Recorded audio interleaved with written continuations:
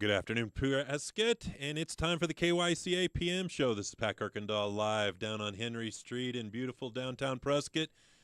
And this show is going to be exciting, just like all of them. But we're going to, as normally, we focus on positivity and the good things in the community and stay away from the negativity.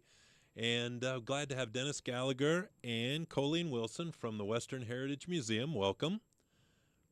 We're happy to be here. That's good, Thank Dennis. you. Thank you, Pat. And Appreciate it. Great, and welcome. And this is going to be a carry-on from the show that we had when I covered for Lisa a few weeks ago, talking about traditions, heritage, and the history and positivity. And Dennis, we were talking about the positivity. You know, we just went through the rodeo. And I think before we go into something else, we need to do a big thumbs up to the Potter's House Church. Think of this, twice a year, 3,000 plus people come into our community. They're not here for a movie. They're not here for the rodeo. They're here to worship their Savior, Jesus Christ. But they come. They rent every hotel room. They buy food. They do retail in our community. You know, there are no problems. The police aren't being called because they're drunk downtown or anything. But, you know, what a great asset. It really is. Yeah, my wife saw that Marianne saw that on your post this morning. You know, and people don't realize it. I mean, 3,000 plus people twice a year, and used to they'd be intense.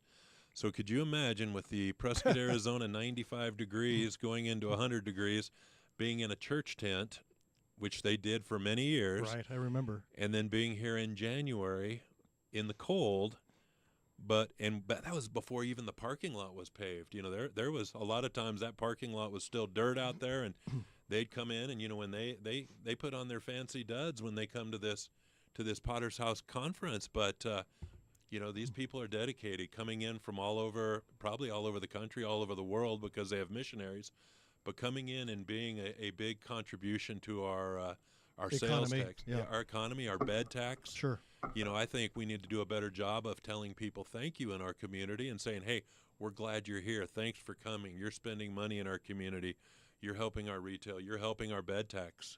Mm-hmm. You know, that's a big thing. It's a great thing for our town. So a big shout outs to the Potter's House. Thanks. And we hope your conference was great in last week, and we hope next January's is even bigger. So, you know, Dennis, we were talking about traditions, heritages, and our positivity here.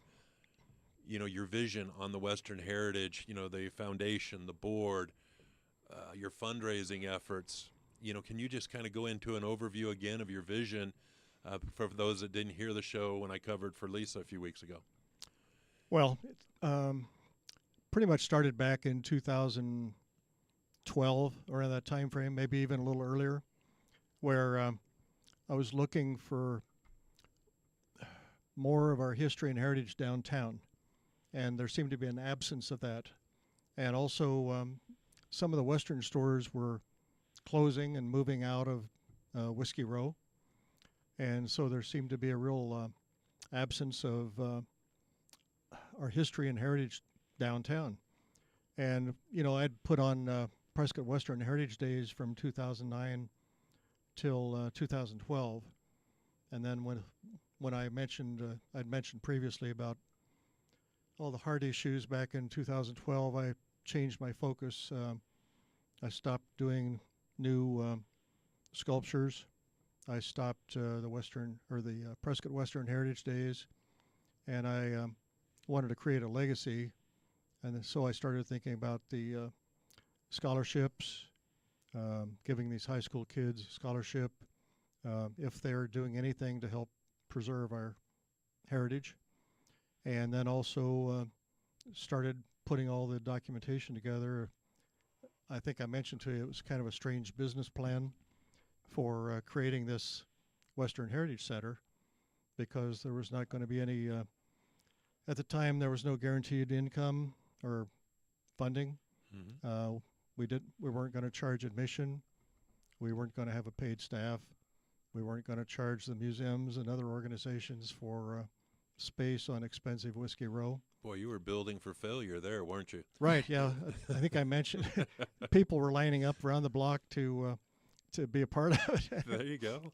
But there was a few believers, and over the years, you know, I kept having community meetings, maybe at Spring Hill Suites or different places around town, and inviting members of the community, the business community, and others. and it started getting a little traction, and it just kept building and building, and around 2018 started getting more traction. 2019, things were coming together where there was space on Whiskey Row, and we had enough funding. Actually, the landlord was a little concerned because he had never leased to a nonprofit before, especially one that didn't have any money. Sure. Or That would be very much that money. would be kind of concerning. So, but at this point, the landlord is very pleased with what we've done. He even wrote a cover letter when they increased the rent this year. A lot of other places downtown, the rent increased considerably, but they were very good to us because Wow. they understand our presence in the community and what we're doing. But you're a good tenant. I mean, Exactly. every time I've been in there, and thanks for all the work you do. But it's clean, it's professional, and there's a lot of money invested in there. I mean, the stuff that's donated, the stuff that is on display, that's priceless. Yeah, we just went through all of the costs or all of the donations to try to figure out insurance requirements, Sure. and it's amazing.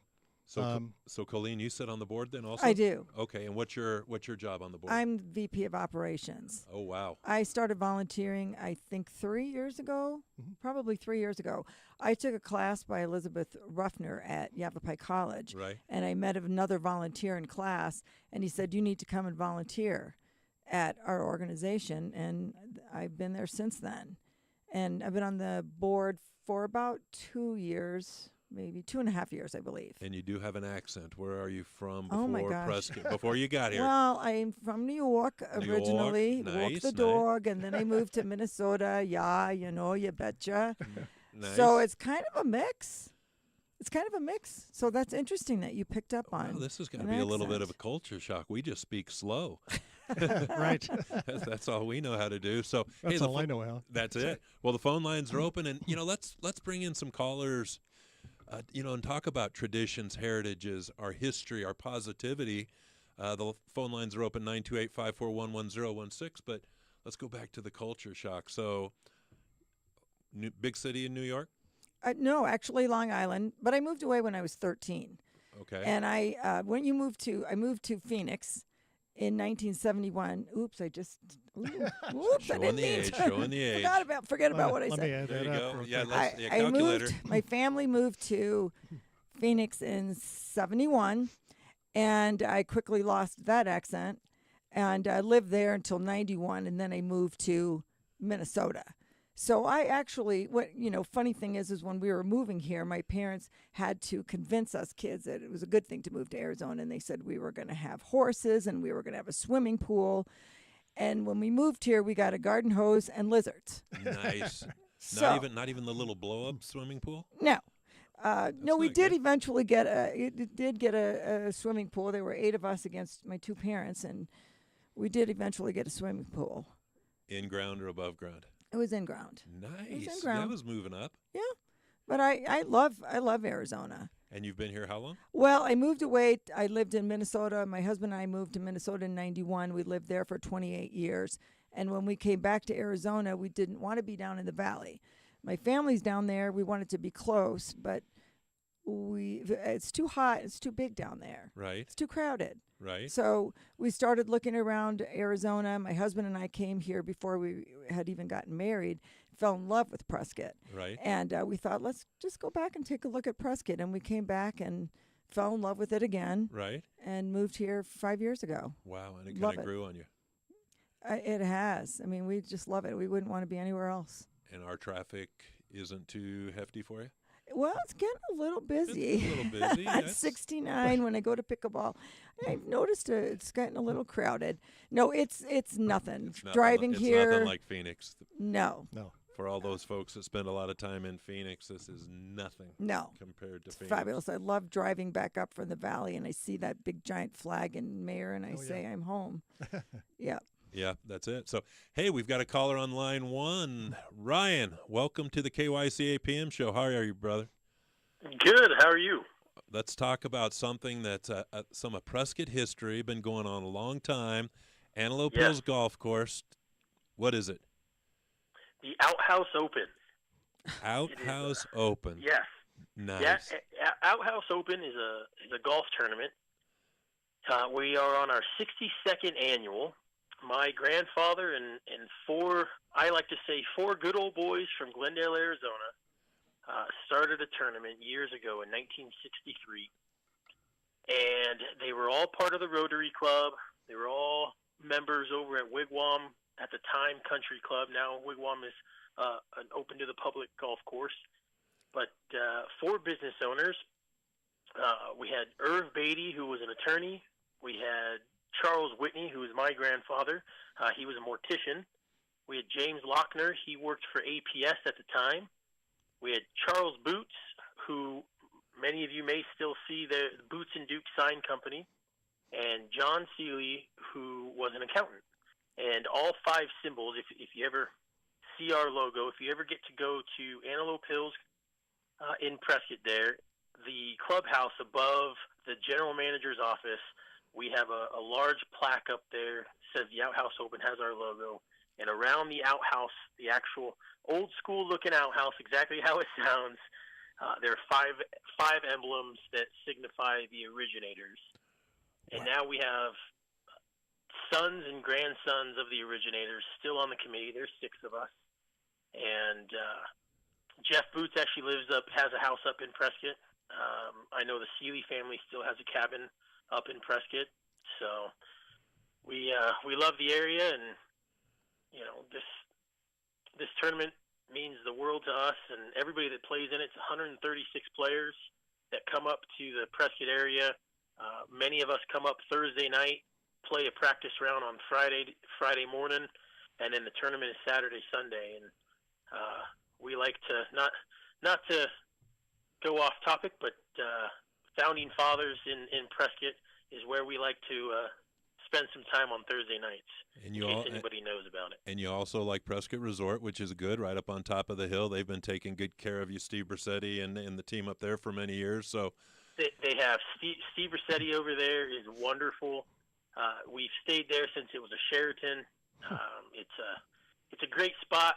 It's big enough to house all of us, and we do our sit down. We do a sit down dinner for 2. We also do a cocktail party. And we used to have the cocktail party at the old clubhouse at Antelope Hills, and when COVID hit, it was just hard for them to staff it for us on a Friday night, especially because they do such a wonderful fish fry over there at the South Clubhouse, or now what you would know as the main clubhouse. But they do a wonderful fish fry on Friday nights, so it was very hard for them to staff it, and we ended up moving it up to the Prescott Resort for Friday nights. And we take over the patio up there when the weather's great. Occasionally we have a little bit of rain, but it's just great. Get out of the heat and the hustle bustle of Phoenix and get up to Prescott. And it's a great town. We love going down to Whiskey Row. When the boys play golf, the women go downtown. They go to the shops and they have their fun. So. Hey, Ryan, we're going to take a break. If you'll hold on, we're going to be back in about a minute and a half, and we'll finish our conversation and talk a little bit more about the 62nd annual of the Outhouse Open in beautiful downtown Prescott. We'll be right back.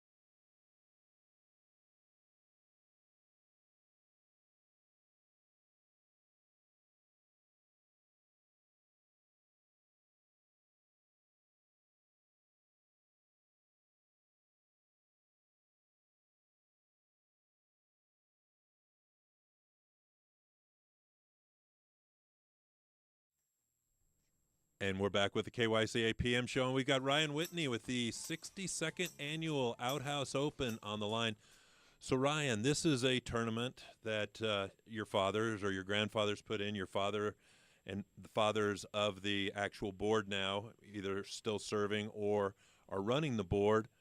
But this isn't a charity tournament. This is a tournament where people come out, actually try to show off their golf skills, and maybe win some money. Exactly. It's not a charity event. All the money goes back to the players. We set it up that way, or they set it. I didn't set it up that way. They set it up that way years ago, and there's skins, and it's flighted. There's skins money. There's a Calcutta for the top 8 from Saturday that goes into Sunday, which has an additional skins game, and closer to the pins and long drives and everything like that. We have many sponsors, and when the time comes, the year that the gentleman, the firefighters that passed up there, we did set aside some funds and raise some additional funds for them. But through and through, it's a tournament for the players, and everything goes back to them. Well, that's amazing, Ryan. Well, we truly appreciate it. 62 years, and we were talking earlier about the Potter's House coming in and the economic impact. You bringing 136 players plus wife, plus kids, plus friends into our area, shopping in our stores, staying in our hotels, promoting our great golf course out there. The Outhouse Open is definitely an economic stimulus for the city of Prescott. Absolutely. Well, we're happy to be, and we love it up there. The weather, the people. I've made many friends that because of this tournament that live in Prescott. In fact, there's a good handful of guys that are even looking at VRBOs, and Pat, you may get a knock on the door from 4 of them. I believe they're 2 houses away from you. There you go. Well, we appreciate it. Well, Ryan, let's bring you up here live for the 63rd Outhouse Open, bring you live into the studio and do a podcast, and we'll just keep doing this yearly moving forward. Absolutely. Look forward to it, and I appreciate you guys having me on. You got it, brother. We'll see you in about a week and a half. Yes, sir. Stay cool. No, bye. All right. Well, I think before we continue on this conversation with the Western Heritage, we need to do a shout-out to Sergeant Chad B.A. of the Prescott Police Department. I was reading that where Chad has been promoted to sergeant. Chad is a Prescottonian native, born and raised here. I had the privilege of serving with his father, Bob, B.A., in the Arizona Army National Guard. Great family. His brother is a firefighter. Oh, wow. Just an asset to the community. And Absolutely. this is what it's all about. When you're born here and you can make a contribution, you go to school, join the military, come back, and our phone is ringing. That was kind of interesting. Okay, we'll keep talking about Chad. So, hey, Chad, from the KYCA PM show, and Dennis Gallagher and Colleen and Patrick here, we want to say congratulations. Thanks for all you do. Stay safe out there. And we're honored to have Sergeant Chad B.A. moving up in the Prescott Police Force. Congratulations. So back to the Western Heritage. So you went with your vision again. What? We didn't really talk about heritages. Well, we did talk about traditions. What are some traditions in the Western Heritage that you're doing? And you talked about scholarships. Colleen, what are these scholarships, and how do our young cowboys and cowgirls put in for them? Well, we have an application on our website, and that's visit whc.org. We've given away 22 scholarships over the last 12 years, Dennis, is it? 10 years. 10 years, $44,000. And these scholarships go to candidates who are helping preserve our Western heritage. They are either musicians, artists, rodeo, but they, like us, love the Western heritage, and they are seeking to preserve that through their activities. And we've an annual awards banquet. It was in November. It will be it's being moved from November to January this year. But we are actively accepting applications right now. If you are interested in applying, or you know of somebody who would be a great candidate, go ahead and visit whc.org and fill out an application. Well, we're going to take a break, but we're going to go deeper into the scholarships, because I've been to numerous dinners, and I mean, it's not something you fill out an application, you show up to the dinner, they read a little script. I mean, there's videos, there's actual out there roping and being a cowboy and being a rodeo queen, and actually out there doing the day-to-day. They're amazing. These kids are amazing. Yeah, they are amazing. The cream of the Homeschooled. crop. A lot of them are homeschooled. Because they're living on ranches and have to They're Yeah. hard take care of the workers. animals. Absolutely. They are just I just am so impressed with these kids when we interview them, and they're amazing. Well, we're going to take a break, and we'll be right back with the KYCA PM show. The phone lines are open, 928-541-1016. Let's talk about traditions and heritages.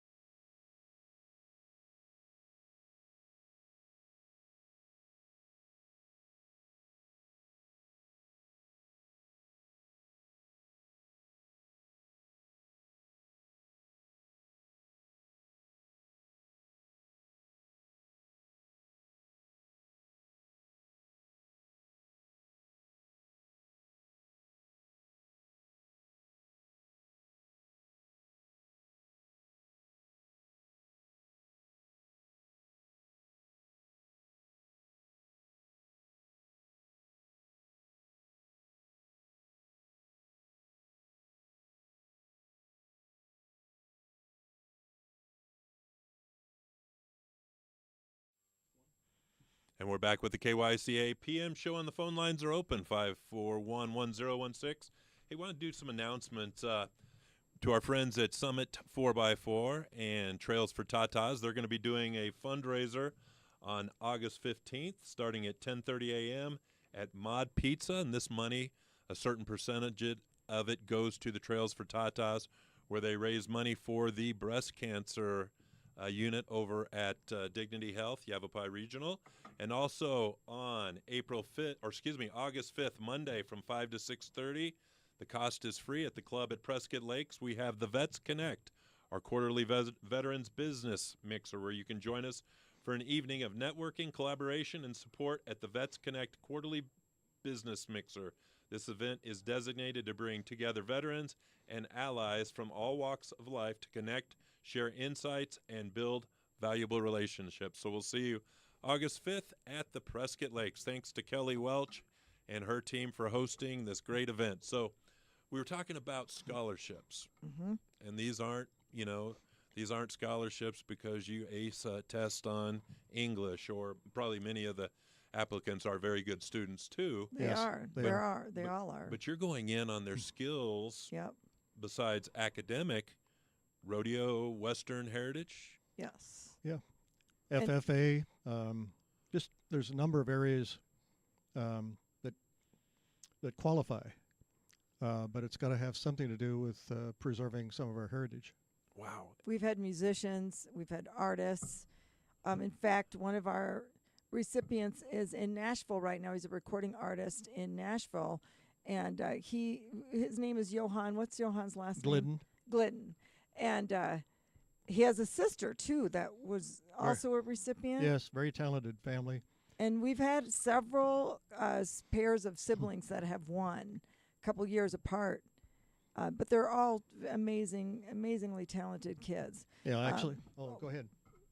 Last, Hey, that's the excitement of being on my show. I was just going to mention if you go on YouTube, Johann Glidden, and look at some of his videos, they are just incredibly done.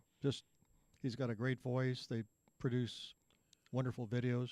and violinist. He's fiddler or violinist. What? He does everything. He can play And he plays the piano too. Yeah. guitar, everything. Sounds like we need to bring him back and have a Right? big concert. He comes back periodically. He was back about a month ago, I think. Was he? Wow. I've seen him play with the Cheek Tones Oh yeah, a few years ago. he can play with anybody. I tell you. But a couple years ago when we were talking about Catch, Catch Yeah. Kelton. he had just gotten back into town from doing a rodeo, and I guess he stopped in, came to the dinner, and was headed back out on the road again. And I mean, Right. That's the problem with having our event in November for scholarships. A lot of these kids are still actively participating in the rodeo, and some of them have to miss the event because they're participating. So this year, Colleen, we've decided to move that to. Actually, we're going to talk to some of the scholarship kids, some of the rodeo kids, and find out what time of the year is best to have them in town. sure. They're always busy. They're performing almost all year. So and they're using this scholarship for higher education, for Some- college. Some of them do.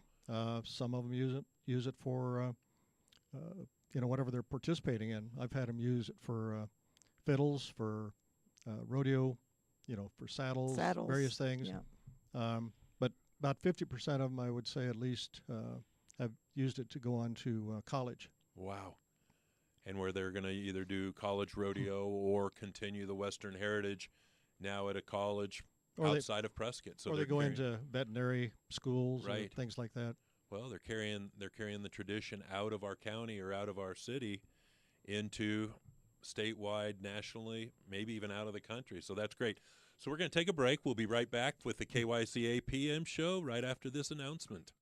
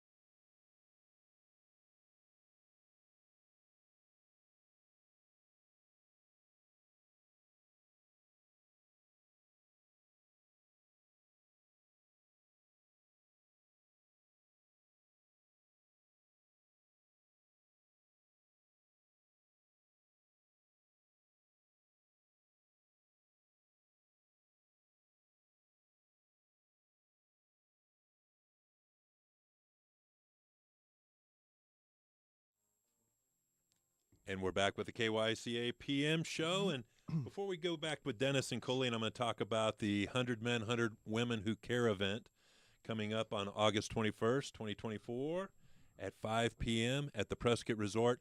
And 100 Men and 100 Women Who Care are people in the community, business owners, just people in the community that want to give back. They bring $100 to our event. And we pick charities. The men have their group. The women have their group. This one's going to be a joint effort, but it's giving the money back into the community to charities, to organizations that could use immediate cash. And on August 21st at 5 p.m. at the resort, we're going to be with the Salvation Army, Catholic Charities, and the Society of St. Vincent de Paul. And these are going to be our three. If you want to know more, please go to 100 Men Who Care, the website, and it'll have more information. But, it's interesting. We just did a one last month with Chief Bonnie, Chief Ticer, and the law enforcement Shop with a Cop. We raised about $22,000. But something during this political season, and this isn't a political announcement, but just shows the caring and the giving for our community. But what really stood out is, afterwards we were talking, and the chiefs did an introduction, but Sheriff Rhodes stood up, definitely a Western heritage guy, cowboy. Exactly. But stood up and talked about it, and talked about the importance of Shop with a Cop and helping the kids that need a little more.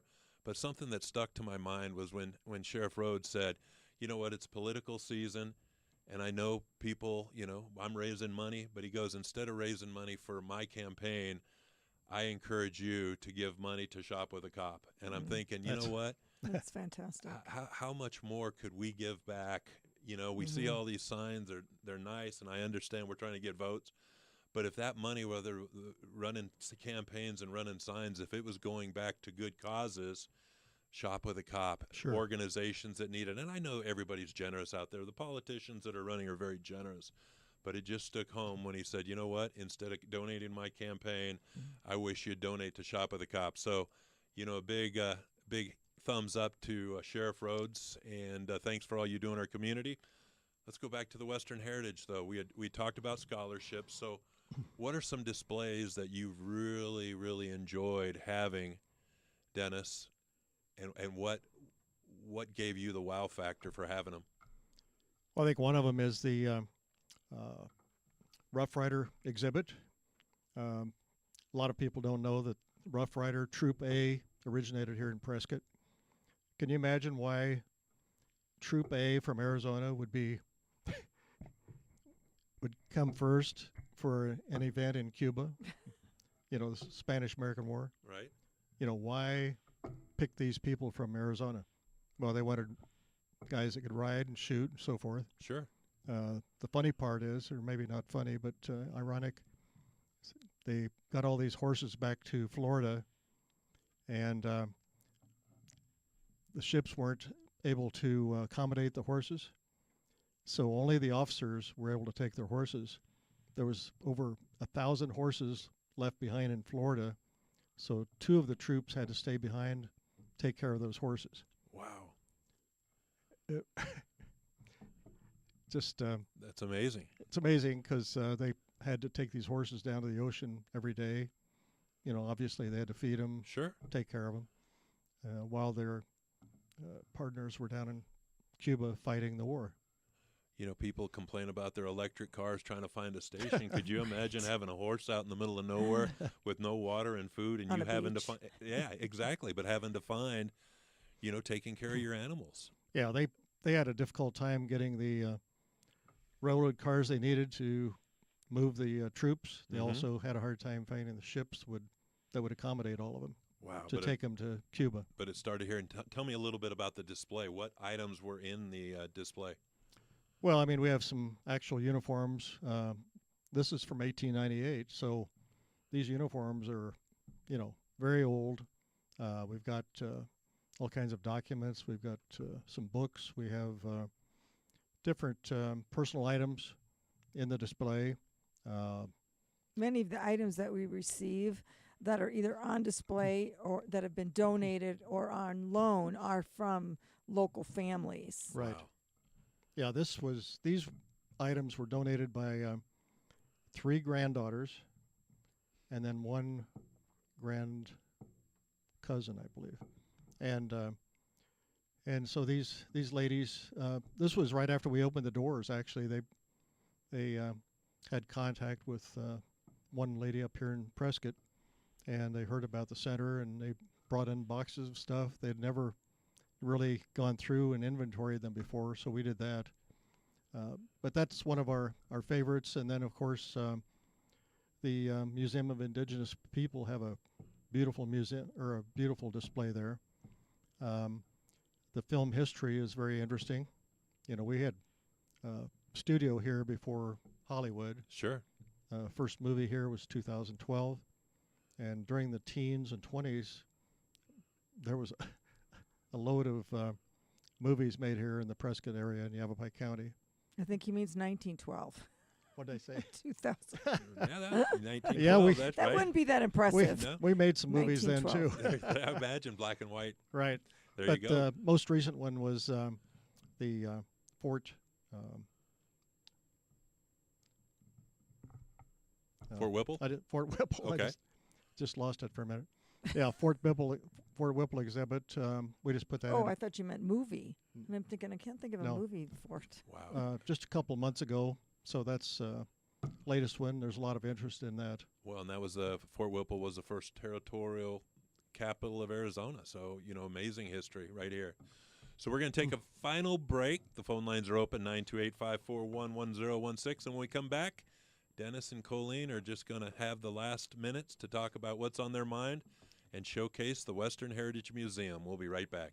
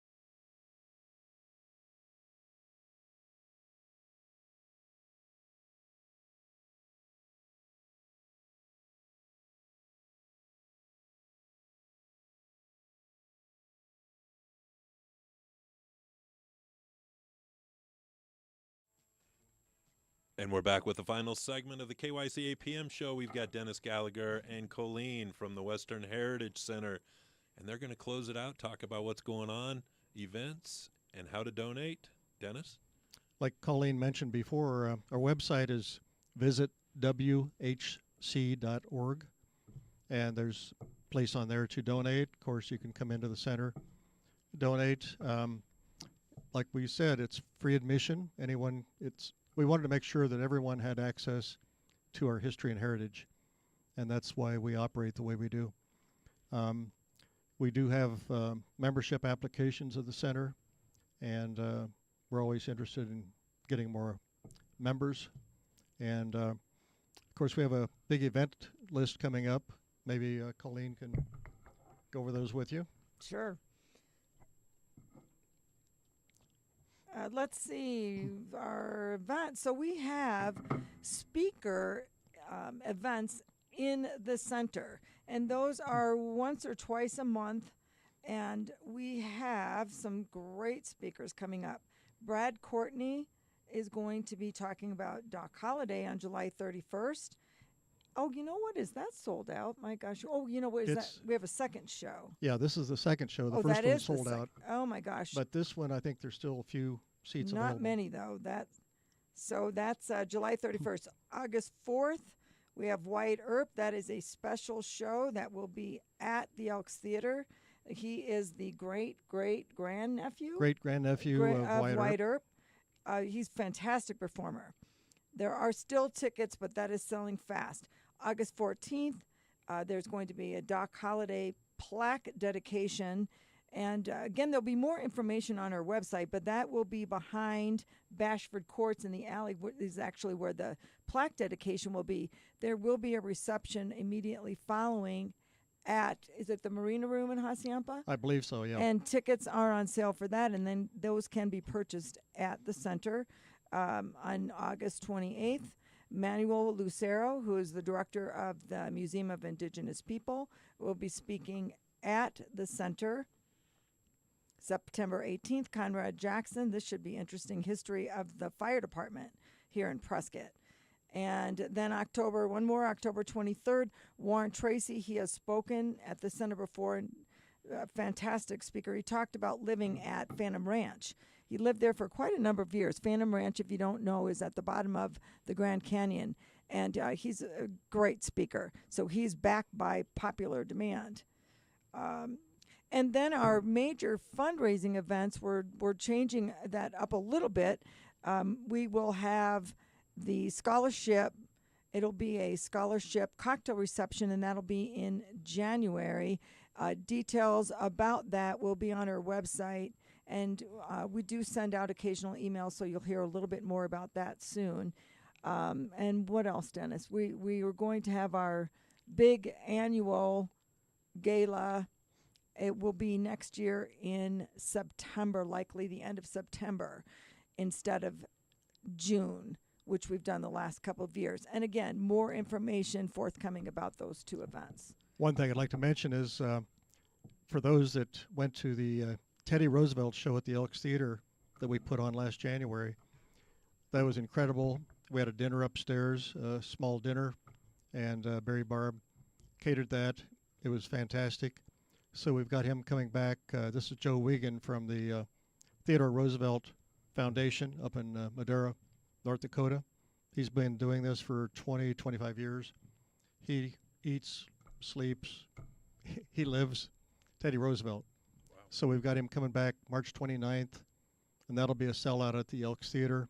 And we're also going to have this big dinner coming up. Wow. You know what? What a great thing. I mean, let's close it out talking traditions and heritages. I mean, where would we be if Dennis had not had the vision to carry on a tradition? I mean, that's what it's all about. This is what makes Prescott so unique. You were going through the events. I want definitely a copy of that because I want to attend. I mean, this is history. It's all good stuff. It's great stuff.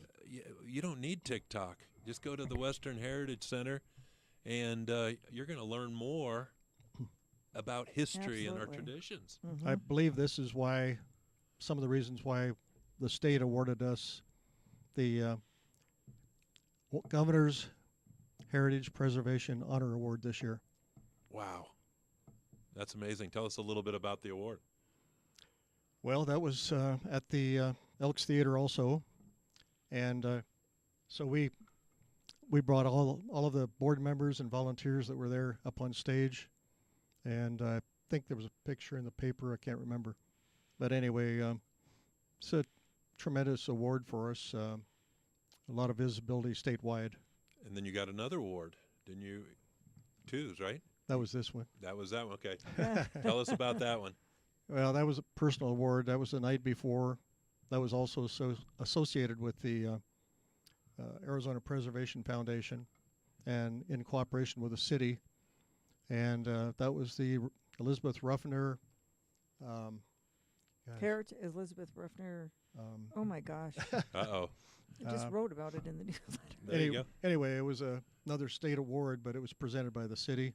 Wow. And instead of a plaque for this one, I got this beautiful bolo tie. Beautiful. Well, Colleen and Dennis, thank you for coming in. We'll get you back in probably before your next event. But to our listening audience, we try to focus on positivity, the great things that are happening. We showcase, events that are coming up. How do we make our community better? It's built on our traditions, our heritage, and our history. So just want to say thank you to everybody for listening in, and be nice to somebody. Enjoy the rain. Stay cool. Be safe. And we'll see you in